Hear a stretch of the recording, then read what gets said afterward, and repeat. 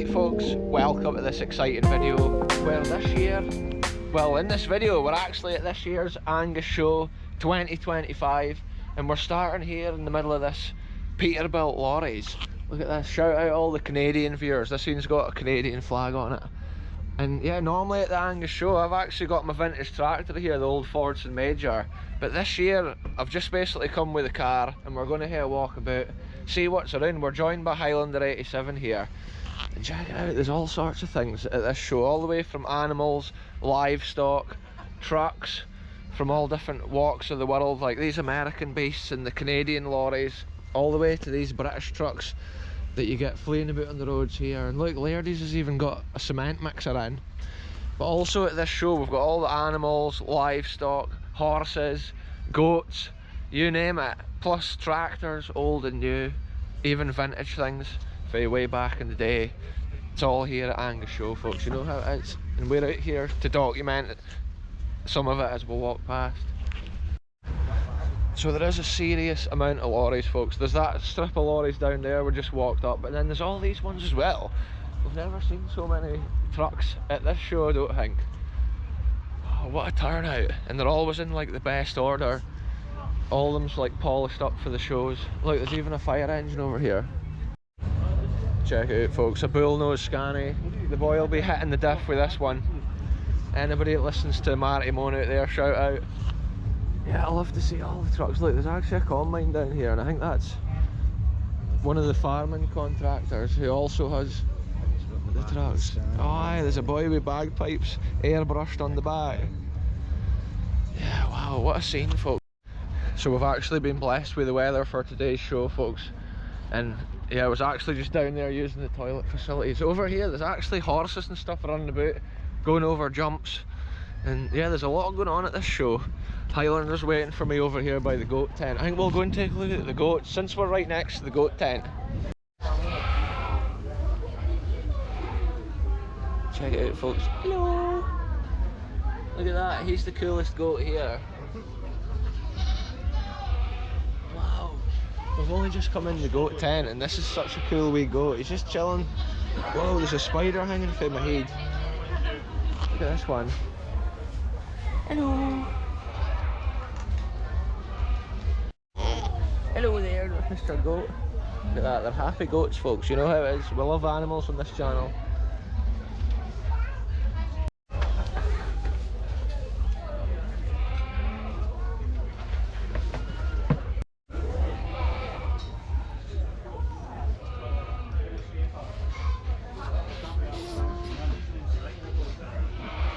Folks, a big goat here with horns on its head.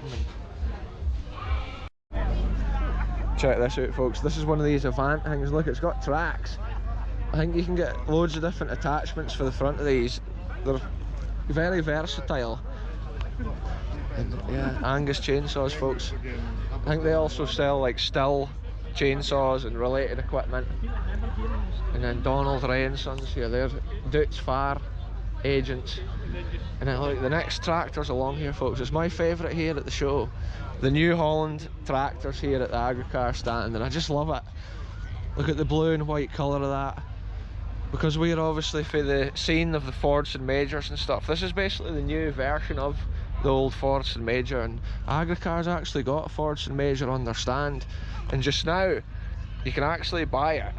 They've got like a bidding thing on the new, so the highest bidder wins the tractor basically. Check it out folks, this is Agricar's Fordson Major and it's incredible. Look at the quality of the restoration here. It's amazing to see, and it's in original condition really as far as mechanically it goes. It's been fully restored I think, but like you can see it's all the original features like the pulleys and stuff like that. These things were around in the mid 50s to the late 50s.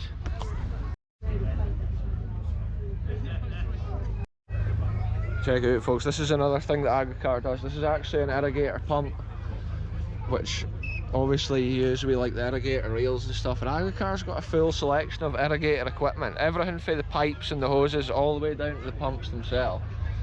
And this is one of the latest pump systems obviously. You can see nowadays they're all enclosed within this cupboard assembly, whereas originally the engines used to just kind of sit out in the open. The technology even on a thing like this has come on now to the modern standard. It's cool to see that at the show. Also, Agricar's got all the Cobra garden equipment as well, plus toys, pedal tractors, folks. Look at this. Get them started early on the blue tractors. Best tractors are in, we know it on the channel. Look at this too. This is the gas bangers that you hear going off in the fields when the seeds are planted to scare off the birds. Also available here. There it is, folks, the Cobra garden equipment. And I've actually got a Cobra for cutting my own grass at home, and it kind of is a decent mower. This is some of the other companies Agricar works alongside or sells the stuff of. Draper tools, Milwaukee tools, Buckler boots. And look at this thing, a multi-drive. Built by McConnell, I'm sure. McConnell used to supply these, but I think you can't actually get a multi-drive anymore. This is Carnegie Crop Services, and they go around obviously like spreading fair or spraying, I think. But obviously this is a big, I think this could actually be a lime spreader, folks, so yeah, they do all that sort of stuff.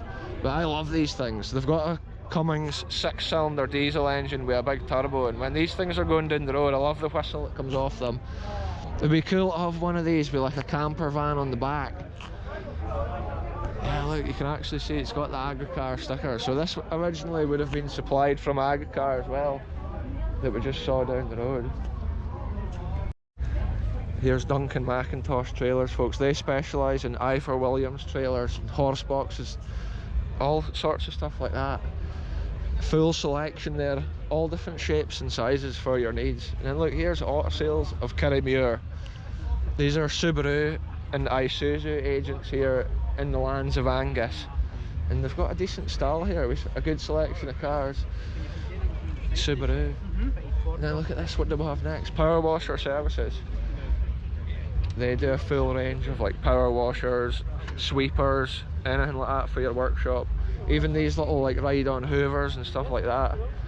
But they also would come out and like service your power washer and stuff like that if it stopped working. They often come out and get things working.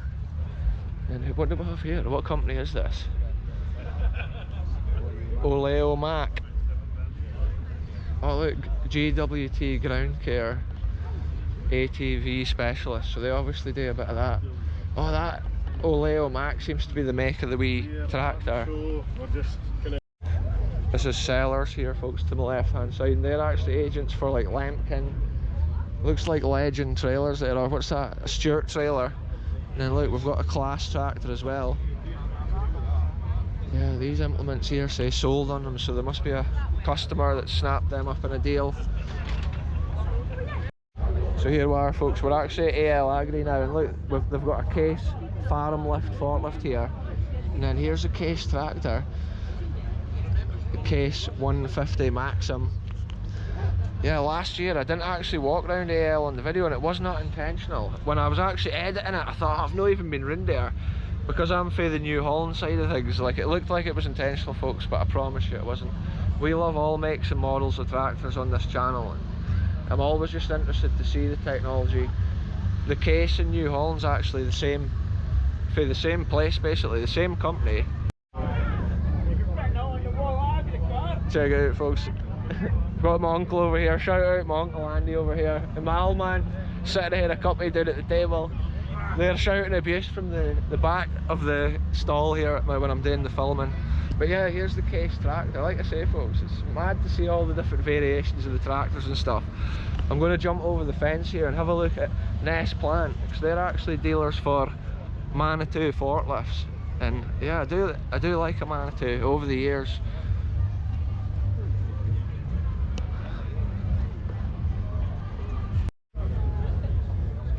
Check it out, folks, this is actually a Manitou MT933, and check out the number on that data tag there, folks. It literally has BKR in the number, which is pretty cool. Check out this, folks, this is the Scottish Plowing Championship right here, and it's cool, like, they go around Scotland basically doing their ploughing matches and stuff, and the next team's actually at Arbiki. I'll get a wee clip of the sign here, folks, we can promote it.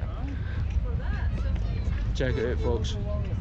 Friday the 24th, Saturday the 25th of October at Arbiki, Lunan, Montrose, and that's actually near the bit of coast that we often go to on the videos and stuff like that. So yeah, the ploughing match, anybody can turn up and watch, and it is obviously like all over Scotland. They go to different fields, different places like that, and you can see the ploughs and the tractors here, and yeah, it's quite a cool stand this at the show.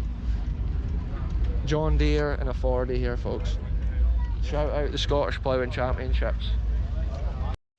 Check it out, folks, these are some cool classic John Deeres, and this is what John Deeres basically looked like when I was young, with a rounded front on the cab. I always remember when these things was kicking about at Canardy Estate and that, when I grew up in that neck of the woods.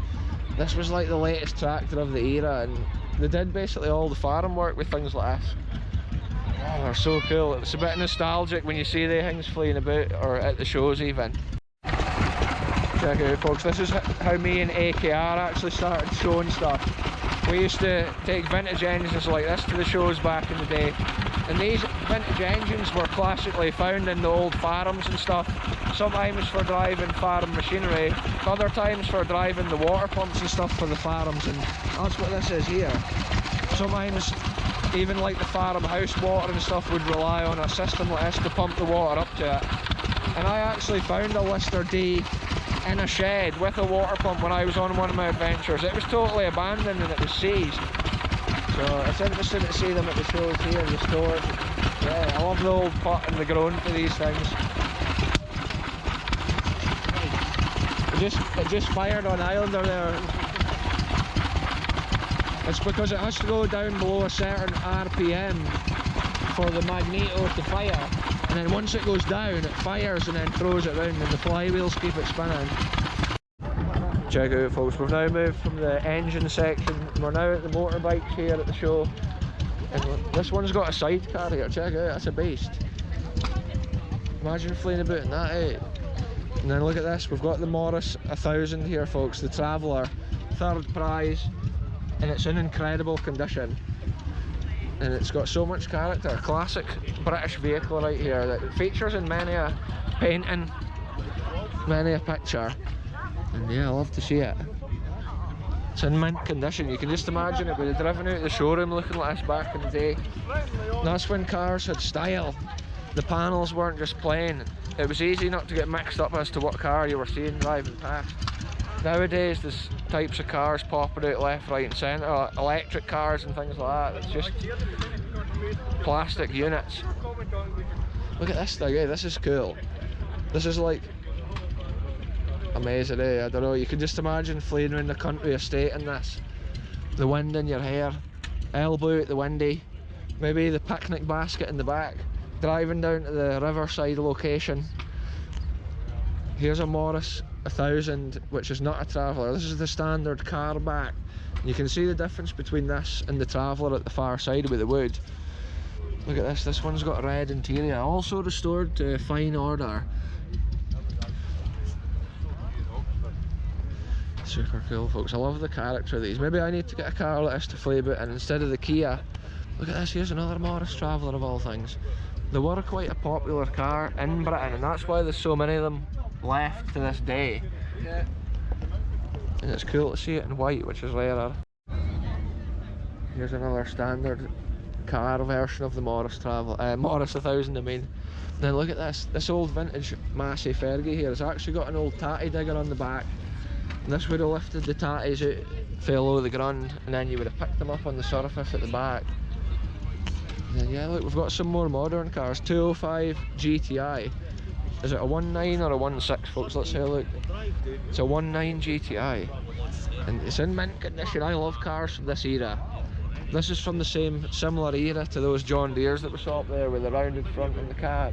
That era of motoring and tractors and cars and all that, it's just such a good era for style and for cool vehicles. But then that's maybe just to do with the generation or the era that I grew up in.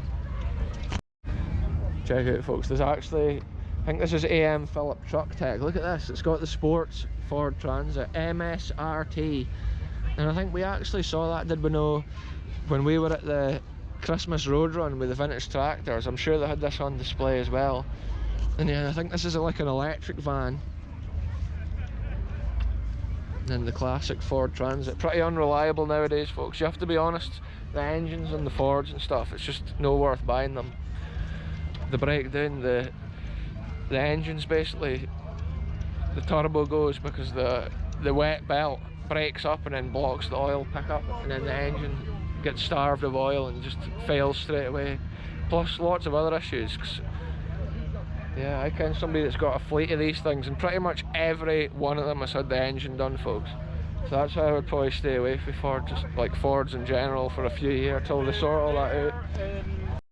Check it out, folks, here's some sheep in this tent here. Look, they've got their coat dyed with that yellow colour in. It's quite warm, it's really humid in this tent. But look, the sheep are just chilling. Looks like that one there's just about falling asleep. Check it out, folks, this is like Sheep City right here. All different breeds. Look at them, they're all chatting. Looks like they're pecking with the heat. Yeah, look, these ones have got even more yellow colouring on them. Yeah, look, there's cows and stuff over at the far side as well. We'll go and take a look at the cows. It's cool to see all animals that's at the show.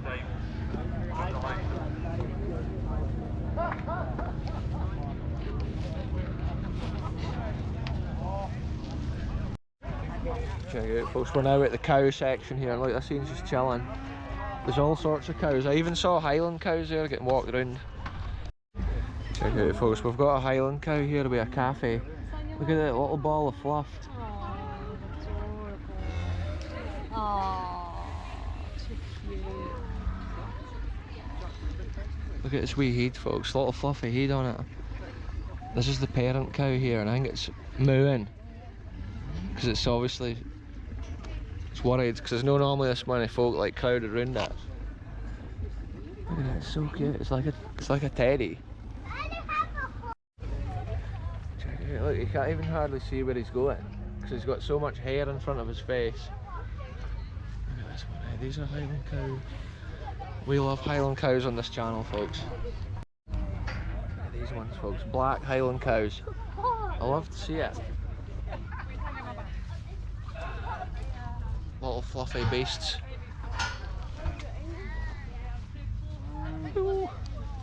Check out, folks, there's even horses here in these pens. And look, this one here's actually got a foal. Look, the foal's sitting down there asleep. Oh, there's no lot of room in there really. The big horse is just sitting there protecting the foal as it sleeps. But look how cute it is. Cool little beast. I wonder how many animals I've called a cool little beast, folks. The little horses is my favourite eans, folks. Check that in out. It's fairly eating the grass up. Yeah, it's mad to see them. All the different animals. Hello there, horsey. Check it out, it's chewing its cud. Or whatever the horses chew. Hello. And then this one's got a bell. You got some hay?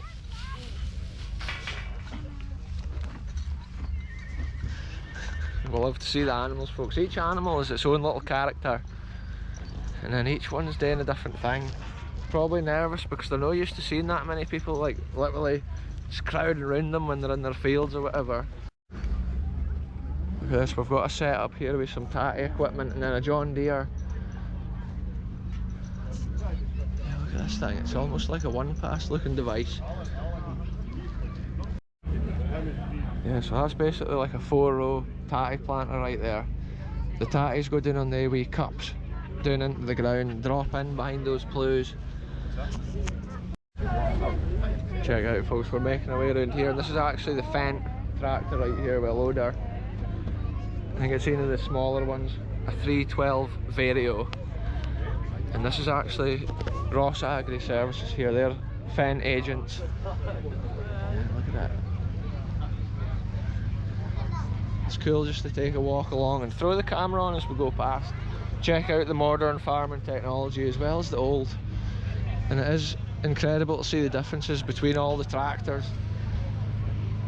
Yeah. Often farming technology is some of the stuff that's at the forefront of engineering. The latest to technologies is adapted for the best operation. Look at this is RHS here, folks. They've got some cool lawnmowers and stuff like that. Look at that thing. That's one of the walk behind things. It's pretty savage, I think, when you're actually behind it. It's got some power, hydrostatic drive. And look at this thing here.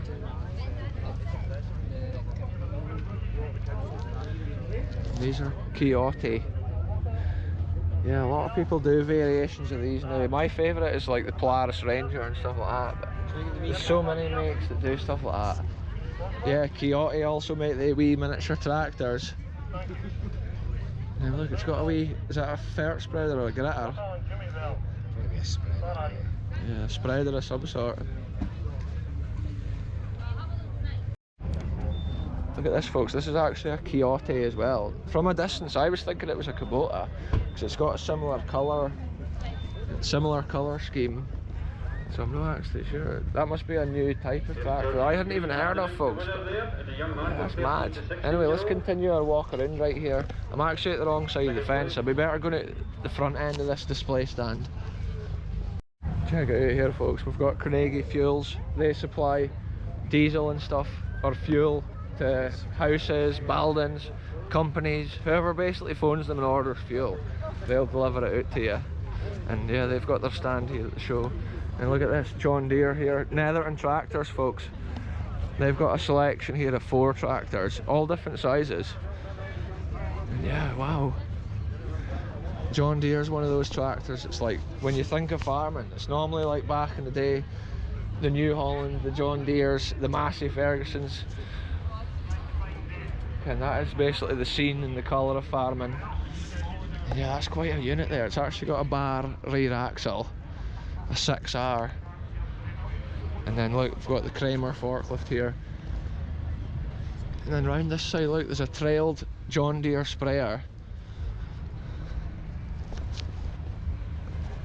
Yeah, a little basic trailed sprayer here, folks. And then we've got a set of rollers, and then a big Bailey trailer. Yeah, it's interesting, folks. We're just keeping on going, we're keeping on walking around. You know how it is. We're just basically throwing the camera on, having a look. In the ring, it looks like there's some horses or something getting judged at the other side. Look at this, folks. Scott Agri. This is the JCB and Massey Ferguson dealer in the area. Yeah, check that out. JCB is obviously popular the world over. Yeah, look over there, folks. We've got 2 police doing a patrol around here, and that's rare now at these shows.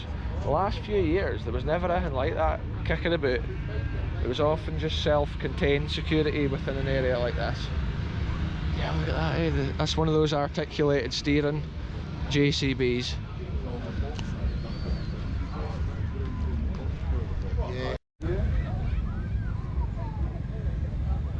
That's what the new Massey Fergusons look like right there.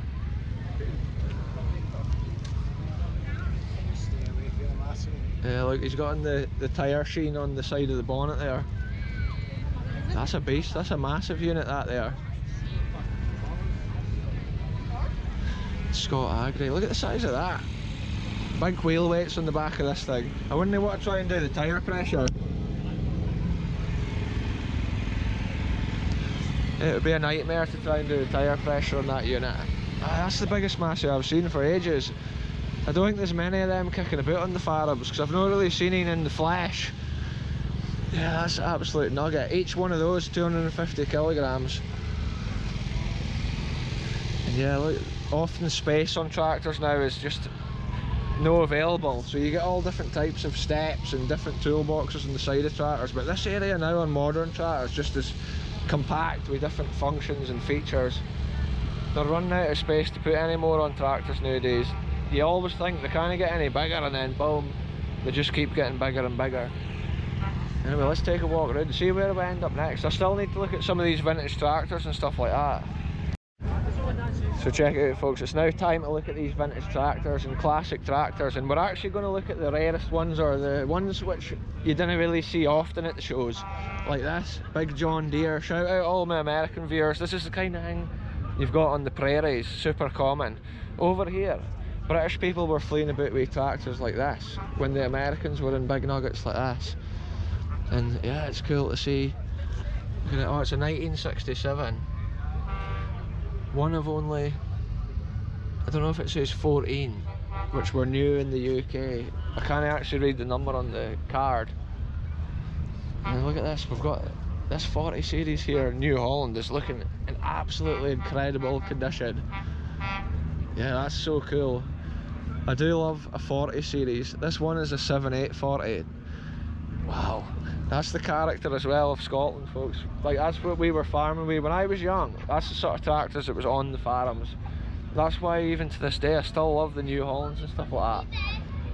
I used to love seeing these things carting off for the combines, the puff of black reek coming out as it accelerated away.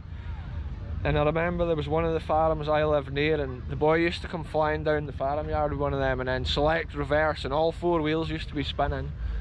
But I also remember we would cycle down to watch the tractors doing the harvest, and they would be flashing the lights and waving, and we were like, yes! We used to think it was such a cool thing. Now look at this right here. This is actually a Renault tractor, which is super rare. Look at it, a Renault 9814. It's a Blau Chromatic, it says. And Renaults of this era is really uncommon in Scotland. But look, it's basically got this big back digger on it, a big bucket at the back, which is unusual and rare.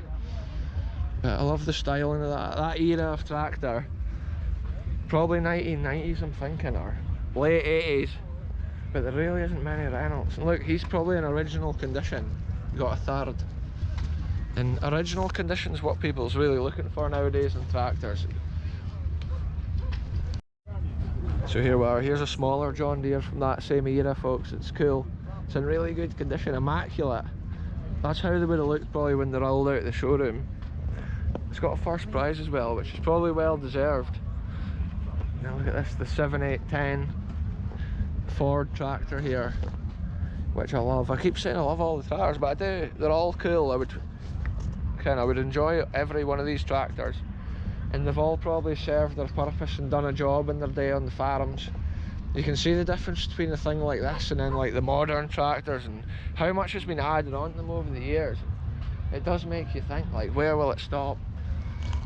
Look at this, here's a John Deere. Look at the 6-cylinder power unit in that thing, with a straight pipe sticking out the bonnet. That's a beast. Also with the John Deere baler on the back. It's a tidy setup. Look at this, folks. We've got a Massey Ferguson Dynashift. And when I was a kid, I actually had toy versions of this. I used to have one with dual wheels on the back. Britain's tractors was all the rage when I was young. Before the days of computers and farming simulators, you had to play with toy tractors. I used to have a few Massey Fergusons, but it was whatever the newsagents had when you went to buy a new one. That's what you ended up with on your farm, so to speak.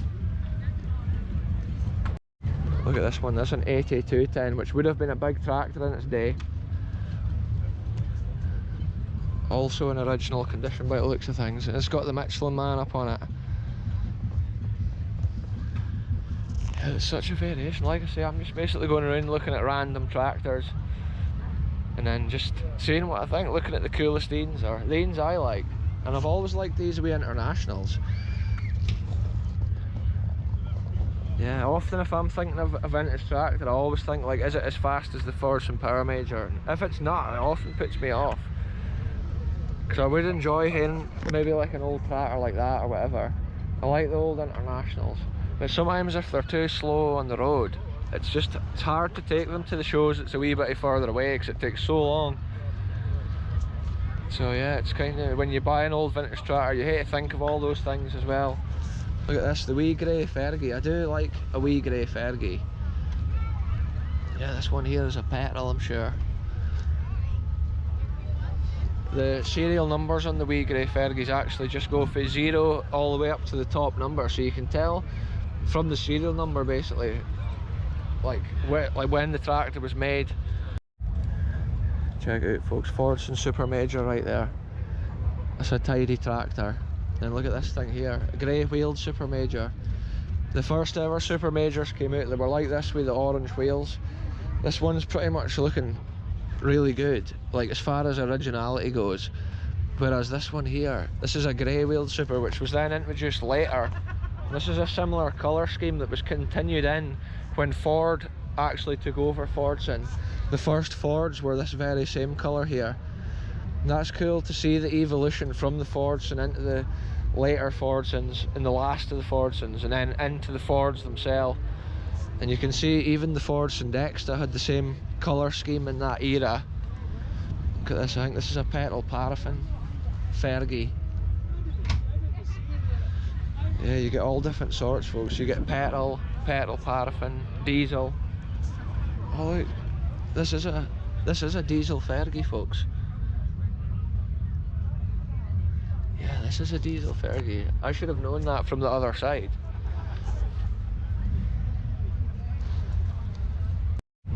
Look at this, folks. I think this is actually the correct colour scheme here for this. It should have had silver grills.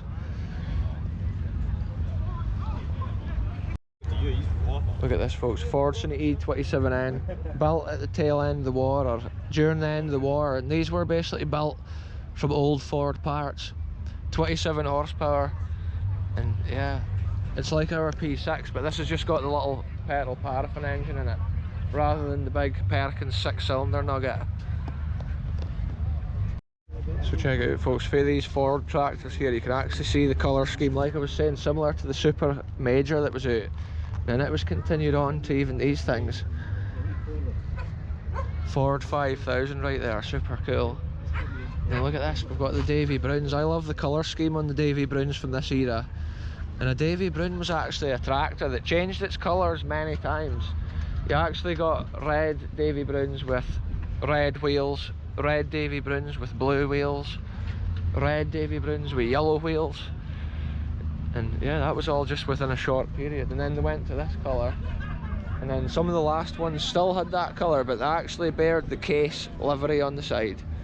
So yeah, it's amazing how it evolved and changed, and then literally got bought over by Case, which is now owned by the Case New Holland umbrella, like we saw with the modern New Holland and Case tractors. That's one of these names that's still on the go through that. So that's it, folks. We've had a walk about Angus Show 2025. I don't even know if I said earlier in the video, I might have said Angus Show 2024, eh? If I did, folks, here we go, I'm correcting it. 2025, we're down here, we've been to the show, we've had a good walk around, but we're actually leaving sharp this year because we've got a cool abandoned location to go to. We're away to visit. We're away to document an amazing World War II location somewhere in Angus. And if you've watched one of the Agricar videos here for the first time, hit that subscribe button, because we're out here all the time. Not just modern farming and stuff like that, we're also going to all the like abandoned farms and stuff like that. So it's cool to have that agricultural side to the channel and to see old and new over the years. Right, folks, that's us back to the car, so I'm going to end this one here. Thanks very much for watching. Goodbye for me, goodbye for Highlander 87, and we'll catch you very soon for the next one, wherever we end up going.